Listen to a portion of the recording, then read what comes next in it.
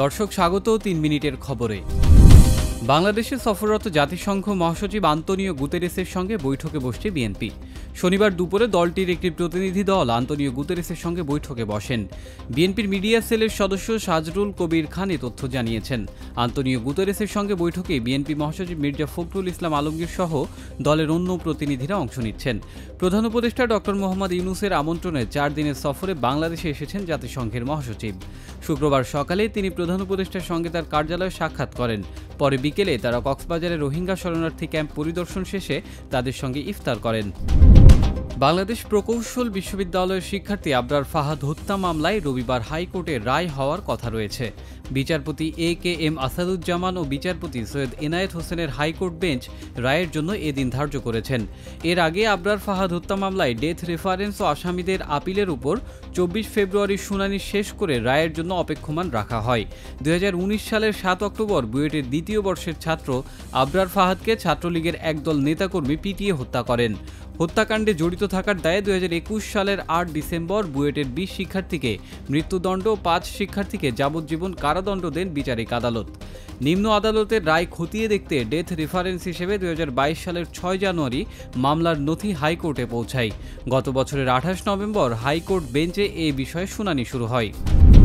সারা দেশে অনুষ্ঠিত হচ্ছে ভিটামিন এ প্লাস ক্যাম্পেইন। ৬ মাস থেকে ৫ বছর বয়সী শিশুদের ভিটামিন এ প্লাস ক্যাপসুল খাওয়ানো হচ্ছে আজ।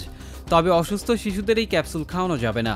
স্বাস্থ্য অধিদপ্তরের এক সংবাদ বিজ্ঞপ্তিতে জানানো হয়, জেলা, উপজেলা ও ইউনিয়ন পর্যায়ে ৬ থেকে ১১ মাস বয়সী শিশুদের নীল ক্যাপসুল এবং ১২ থেকে ৫৯ মাস বয়সী শিশুদের লাল ক্যাপসুল খাওয়ানো হবে।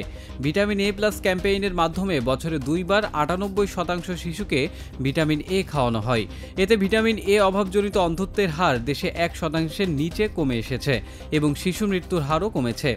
ভিটামিন এ প্লাস ক্যাম্পেইন পর্যালোচনার জন্য ক্যাম্পেইনের দিন প্রতিটি উপজেলা, জেলা ও কেন্দ্রে সার্বক্ষণিক কন্ট্রোল রুম চালু থাকছে বলে জানিয়েছে স্বাস্থ্য অধিদপ্তর। গাজীপুরের কালিয়াকৈরে ট্রাকের চাপায় সিএনজি চালিত অটোরিকশার ৩ জন যাত্রী নিহত হয়েছেন। শনিবার সকালে এই ঘটনা ঘটে।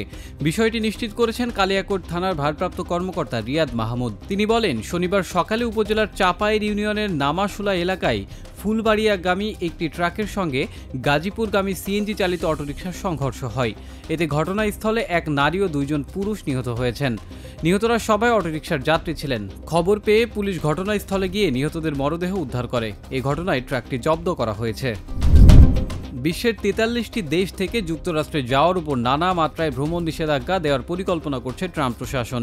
এ পরিকল্পনা নিয়ে ঘনিষ্ঠভাবে কাজ করা কর্মকর্তাদের বরাতে নিউ ইয়র্ক টাইমসের প্রতিবেদনে বলা হয়, এবারের নিষেধাজ্ঞা ট্রাম্পের প্রথম মেয়াদে আরোপিত বিধিনিষেধের চেয়েও ব্যাপক হতে পারে।